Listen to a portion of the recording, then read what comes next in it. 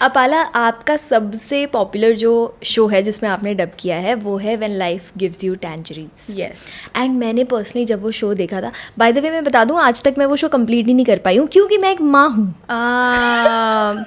मेरी मम्मी की तरह वो भी नहीं देख पा रही थी. मुझसे पूछ रही थी इसके आगे क्या होता है. मैंने कहा शो देखो ना. कहती मैं नहीं देख सकती, मैं इतना रो चुकी हूँ.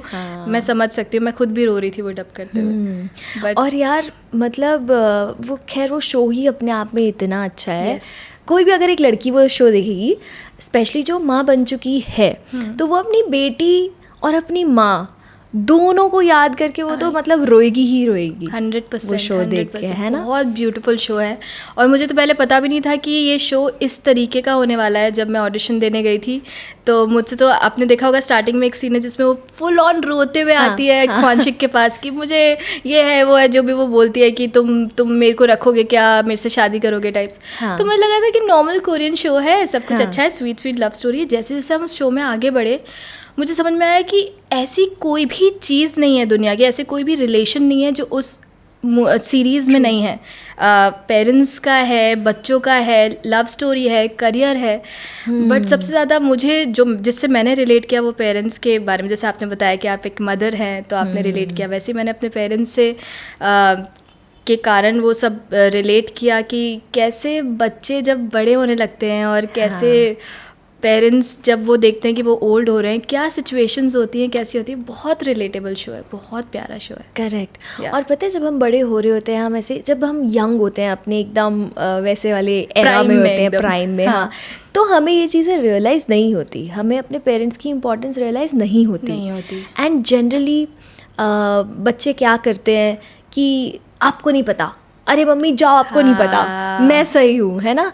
और मम्मी पापा की बातें उस टाइम पे सही ऐसा लगता है कि इनको तो पता ही नहीं है, ये तो पुराने ज़माने के टीनेज में. एग्जैक्टली. कि माँ बाप तो सब ऐसे ही बोल रहे हैं, इनको तो कुछ आजकल के ज़माने के बारे में पता ही नहीं है. वो सबके साथ ही होता है, सबके साथ होता है. And then there comes a time जब हमें रियलाइज़ होता है कि यार मम्मी पापा की क्या इम्पोर्टेंस है. और वो इस शो में कितने अच्छे से दिखाए गए हैं ना. उनके स्ट्रगल्स दिखाए जो मुझे लगता है ऐसा कोई भी, अभी मुझे गूज़बम्स आ रहे हैं बोलते हुए कि मुझे नहीं लगता कि कोई भी ऐसा होगा जो उस शो को देखेगा और वो कुछ ना कुछ रिलेट नहीं करेगा.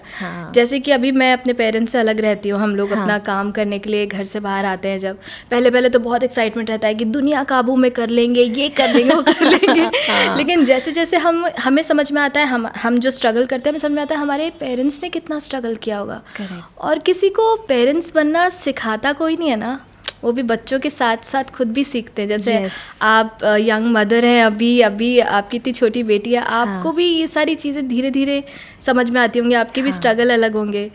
तो ये सब ऑफ कोर्स मैं बहुत रिलेट करती हूँ. पता है मैंने एक सीन देखा था और मुझे ऐसा लगा था ये तो बिल्कुल मेरी लाइफ का सीन है. वो पता है कौन सा था? सुबह सुबह अपने बच्चे के साथ काम कर रही है और बच्चा रो रहा है तो वो इरिटेट हो रही है और उसको काम पे भी जाना है. एंड सडनली उसकी मम्मी आती है और वो सब कुछ अपनी माँ पे एकदम ऐसे सौंप के एंड देन वो काम पे चली जाती है और फिर वो नीचे जाती है, वो ऐसे करके बाय करती है.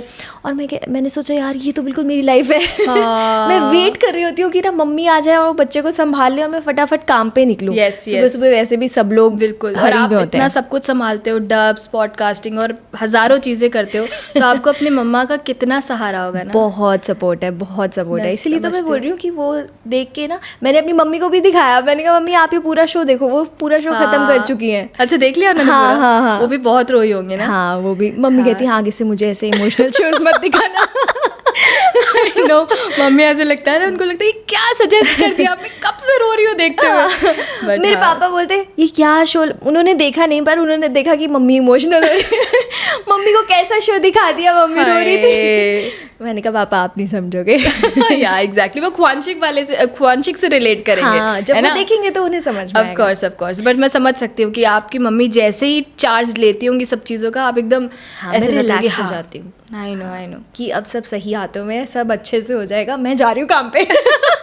वाह. पर आप मुझे अपना एक्सपीरियंस बताओ, क्योंकि आपने ना उसमें एक तो नरेशन पार्ट जो होता है वो किया एज एन आर्टिस्ट, फिर जो एसुन है ना? एसुन, yes. हाँ, तो मैं नाम भूल जाती हूँ कोरियन शोज में। उसमें थोड़े नाम ट्रिकी भी होते हैं। तो आपने उसको डब किया है, Yeah. फिर वो माँ बन जाती है तो उसकी जो बेटी होती है उसको भी आपने डब किया है। हाँ। तो कैसे, और दोनों कॉन्ट्रास्ट पर्सनालिटीज हैं एक तरह से, तो कैसे आपने मैनेज किया?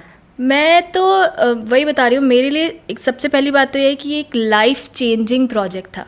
क्योंकि हम वॉइस आर्टिस्ट्स को जब कोई रोल मिलता है, कैरेक्टर मिलता है, तो यूजुअली हम लोग एक पिच पे काम करते हैं, हमें पता रहता है। तो एक तो सबसे पहले 2-3 चीज़ें हैं इस प्रोजेक्ट के साथ। एक तो मुझे पता नहीं था कि ये इतना प्यारा शो निकलेगा और ये एकदम से इतना फेमस हो जाएगा। किसी को भी नहीं पता था हम लोगों को, बस दिमित जी कह रहे थे कि नहीं मुझे पता था क्योंकि आयु है तो ये आगे जाएगा।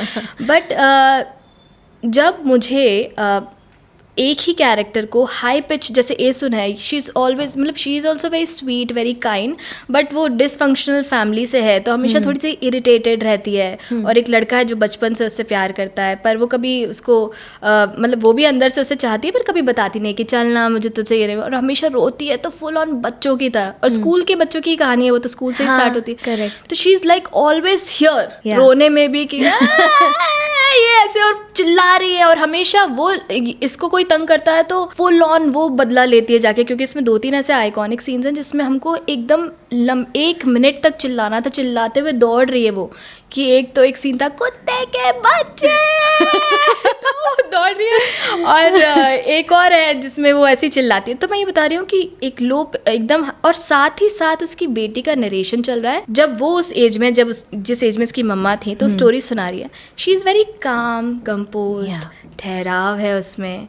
और वो बता रही है कि माँ ने जब ऐसा किया तब मैं नहीं समझती थी कि वो ऐसा कर सकती है। जस्ट कट टू अगला सीन है कि तुझे ये कर दूंगी, वो तो ये हाई लो। तो मुझे अपनी रेंज को एक्सप्लोर करने का बहुत मौका मिला कि जब आपको एक साथ 3 तरह के पिचेस को मैनेज करना है, प्लस वो इमोशंस आपको पहुंचाना भी ऑडियंस तक। ऐसा भी नहीं कि आपने कुछ भी कर दिया। तो इट वाज सीरियसली मेरे लिए, मेरी लाइफ में शायद मैं कितने भी प्रोजेक्ट्स कर लूँ आगे, बहुत होपफुली अच्छे प्रोजेक्ट्स करूँगी, बट मुझे नहीं लगता कि व्हेन लाइफ गिव्स यू टैंजरीन्स को कोई भी प्रोजेक्ट रिप्लेस कर सकता है। It's such a beautiful show. और उससे मैंने इतना कुछ सीखा है, और मैंने खुद की वॉइस के बारे में बहुत कुछ सीखा। तो या it is a very special show for me. क्या बात है। अगर आपको ये वीडियो अच्छा लगा तो प्लीज़ हमारे इस चैनल को सब्सक्राइब कर लो, क्योंकि हम इस चैनल पे ऐसे ही बहुत सारे बहुत फन एंड बहुत इंटरेस्टिंग क्लिप्स डालते रहते हैं। See you in the next one.